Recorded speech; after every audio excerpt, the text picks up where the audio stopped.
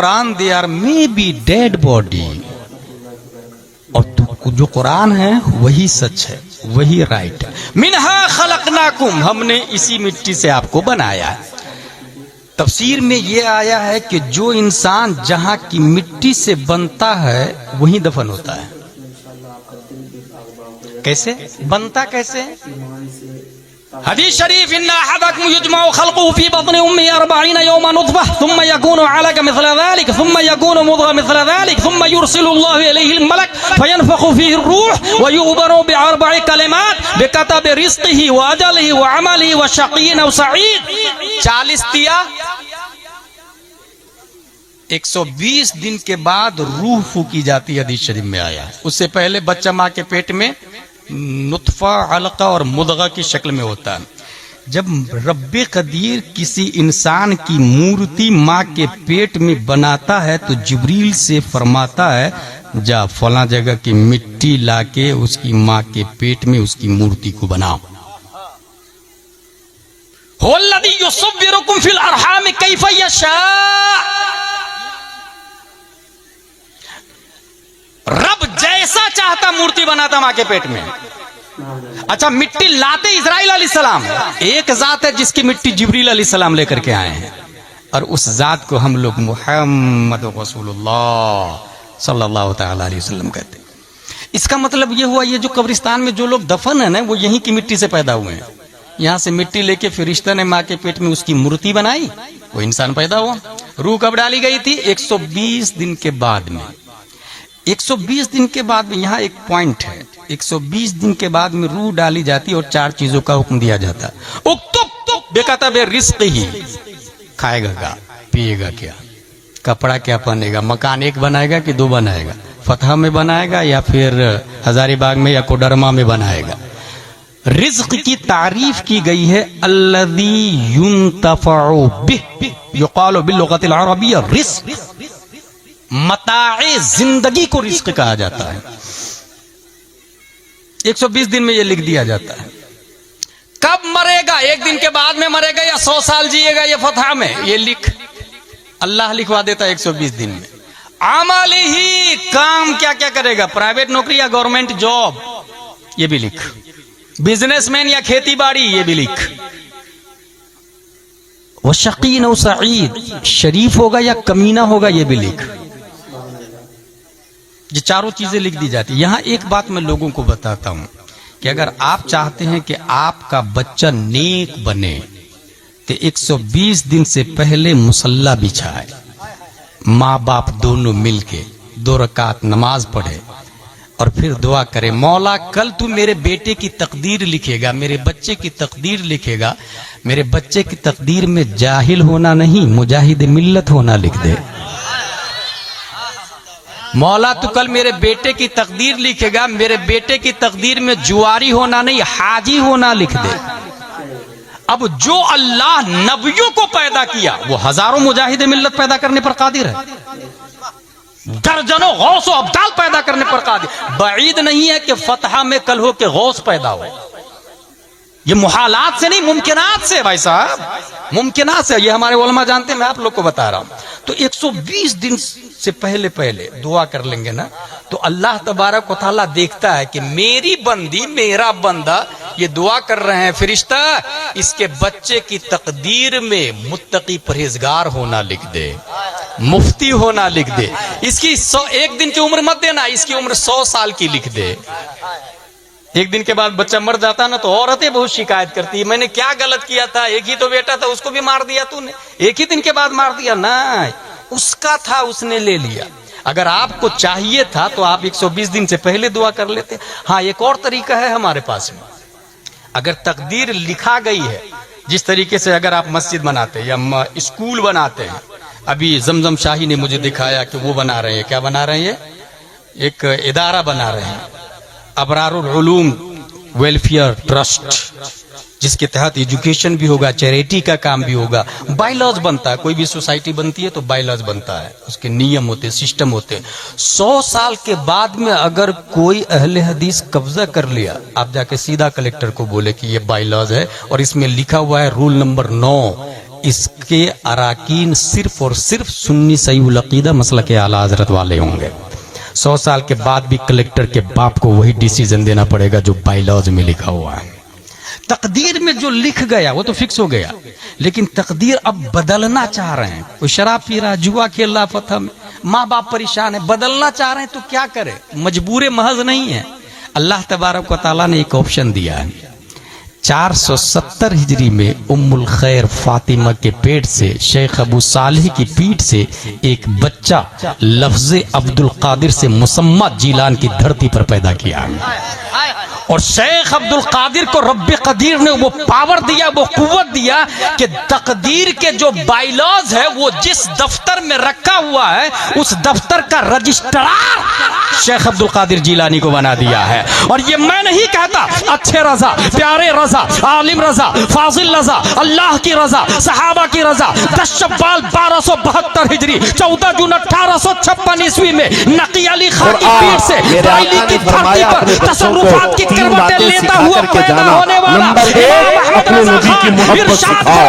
Number 2 नबी की अहले बैत की मोहब्बत सिखाओ। और नंबर 3 कुरान पाक सिखाकर जाओ। वो रकम तराज हमें बचपन से हमारे माँ बाप ने ये तालीम दी है, इसीलिए आप इस चीज को महसूस करें। मेरे लिए जो सरमा वो इस बात के दफ्तर पे करोड़ा तेरा नारे तकदीर, नारे रिसालत, सरकारे मदीना कॉन्फ्रेंस, मसलके आला हजरत। ये बात हो गई क्लियर। यहाँ पर मैं इससे पहले तकरीर कर चुका हूँ कि अगर आप चाह रहे हैं कि बच्चे नेक बने तो बच्चा जब माँ के पेट में हो तो बहुत आसान तरीका है। कहाँ गया मेरा मोबाइल? इस मोबाइल में आप जाएं यूट्यूब पर और वहाँ बोले वैस रजा कादरी कलाम आला हजरत, वो आ जाएगा। वहां पर माँ को चाहिए कि आटा गूंथ रही है, मोबाइल इधर लगा दे।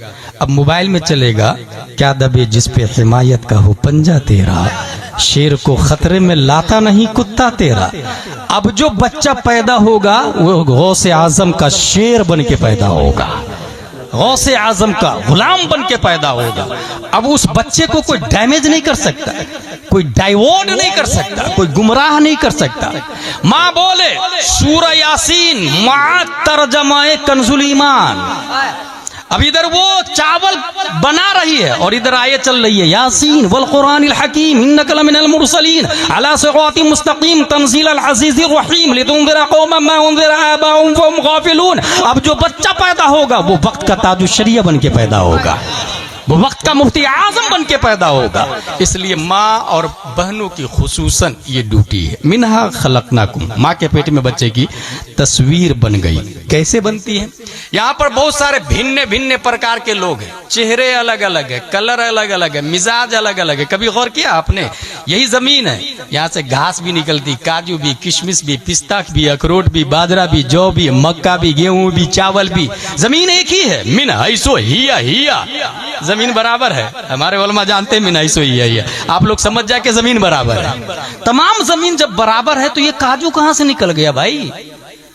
ये पिस्ता कहां से निकला? ये चावल कैसे निकल रहा है? वजह यह है कि अगर जमीन को चावल से निस्बत हो जाए तो वो जमीन चावल में बदल जाती है। जमीन को अगर काजू से निस्बत हो जाए तो वो जमीन काजू में बदल जाती है। जमीन को अगर पपैयाज से निस्बत हो जाए तो वो जमीन पपैयाज में बदल जाती है। यही से ये बात भी समझ में आ गई कि इन जमीन के जितने मिजाज है उतने ही मिजाज इंसान के हैं, और जमीन के जितने कलर है उतने ही कलर इंसान के हैं। जितने कलर जमीन के उतने कलर इंसान के, जितने मिजाज जमीन के उतने मिजाज इंसान के। और ये भी सुने, जब जो जहां की मिट्टी से पैदा हुआ है वहीं दफन होता है, तो यहां से बात समझ में आ गई, अबू बकर नबी के बाजू वाली मिट्टी से पैदा हुए हैं। हजरत अबू बकर कहां से पैदा हुए? नबी की बाजू वाली मिट्टी से। उनके बाजू से हजरत उमर फारूक आजम। लेकिन एक सवाल पैदा होता है कि फतह में एक इंसान पैदा हुआ, गया हज करने के लिए और मदीने में इंतकाल कर गया। अब वो कहां की मिट्टी से पैदा हुआ था भाई साहब? मुफस्सिरीन इसकी तफसीर लिखते हैं, जब रब्बे कदीर माँ के पेट में उसकी तस्वीर बना रहा था तो तस्वीर में फतह की मिट्टी नहीं मदीने की मिट्टी का इस्तेमाल फरमाया था। इसलिए रहे पैदा तो यहां होगा लेकिन दफन मदीने में होगा। पैदा कहीं भी हो, जहां की मिट्टी लगी है वहीं वो इंसान मदफून होगा। मिनहा खलकनाकुम, हमने आपको इसी मिट्टी से पैदा किया है। अब जब हम लोग मिट्टी से बने हैं तो मिट्टी की दीवार देखी होगी आप लोगों ने, चंद साल चलती है। ये जमीन से मिट्टी उठाए और उसको ताकतवर हाथों से मसले और फिर फूंक मारे, पूरी मिट्टी हवा में तहलील हो जाती है। मगर वही 1000 ग्राम मिट्टी को, 2000 ग्राम मिट्टी को मखसूस फार्म में रख करके अगर पका दे तो वो ईंट बन जाती है। अब उस ईंट से लाल किला बनता है, ताजमहल बनता है, मकान बनता है, बुर्जुल खलीफा बनता है। बुर्जुल मलिक की तैयारी चल रही है, आप लोग को पता है? बुर्जुल खलीफा से बड़ा बन रहा है बुर्जुल मलिक। और अभी तक नासा का नाम सुन रहे थे ना आप लोग, अभी नासा को पीछे छोड़ दिया टेस्ला कंपनी ने। वो एक ऐसा मोबाइल निकाला जिसमें रिचार्ज की जरूरत ही नहीं पड़ेगी। वो ऐसा मोबाइल निकाला जिसमें जो सिम लेस है, सिम ही नहीं होगा उसके अंदर, इलेक्ट्रॉनिक सिम, नंबर सिर्फ रहेगा। सन से रिचार्ज होगा, धूप से, जेब में मोबाइल रखा हुआ है, रिचार्ज हो जाएगा अपने आप। और सिर्फ जमीन पर नहीं बल्कि मरीख पे भी चलेगा और चांद पे भी चलेगा वो मोबाइल। कौन निकाल रहा? टेस्ला वाला। हासिल ये कि एक दूसरे को बीट करता है, एक दूसरे का ताक़ुब करता है, एक दूसरे को पीछा करता है। मिन्हा खलकनाकुम, हमने इस मिट्टी से आपको बनाया। अब उस मिट्टी को ईंट की शक्ल में अब पका दिया आपने। अब उस ईंट से इंसान बुर्जुल खलीफा बना या लाल किला या ताजमहल सालों साल से चलता है। अगर ये बात समझ ली आपने तो सुने, फतह में जितने लोग यहाँ की मिट्टी से बने हैं वो रिटर्न यहाँ दफन होके मिट्टी में मिल जाते हैं। ऐसे ही जैसे मिट्टी को फूंक मारे तो हवा में तहलील हो जाती है, मिट्टी में मिल गए। चंद सालों के बाद जाके देखे ना तो जो लोग कब्र खोदते हैं उनसे पूछिएगा तो वो बताएंगे कि हाथ नजर आया, पांव नजर आया। भाई साहब ये हाथ किसका था? बराक ओबामा के बाप का? नो। डोनाल्ड ट्रंप के बाप का? नो। हमारे बाप दादा का, जो कल तक यहीं फतह में घूम फिर रहे थे। आज जमीन खा गई है उसको। चंद सालों के बाद उनकी हड्डियां भी खत्म हो जाएगी। मिट्टी से बने थे, रिटर्न मिट्टी में आ गए वो। ये हड्डियां क्यों खत्म हो गई? इसलिए खत्म हो गई कि वो मिट्टी से जो बन के आए थे तो दुनिया में कुछ किया नहीं, रिटर्न मिट्टी में जाके फना हो गए। अब अगर जिस तरीके से ईंट को आग में पका दिया गया तो उसकी वैलिडिटी बढ़ गई। अब वो फूंक से नहीं उड़ती ईंट, वो लाल किले में लग गई, वो ताजमहल में, वो बुर्जुल खलीफा में। वो ईंट अगर किसी मकान में लग जाए तो 1-2 दिन में नहीं 100 साल तक चलती। मस्जिद में लग जाए हज़ार साल तक चलती। क्यों भाई? तू भी तो मिन सो हिया मिट्टी था, तेरे अंदर ये खूबी कहां से आ गई? ईंट ने जवाब दिया, मैंने अपने वजूद को आग में पकाया है। नतीजतन अल्लाह ने मुझे वो पावर दे दिया है कि अब मुझे कोई माइका लाल फना नहीं कर सकता। जो इंसान फतह की मिट्टी से बना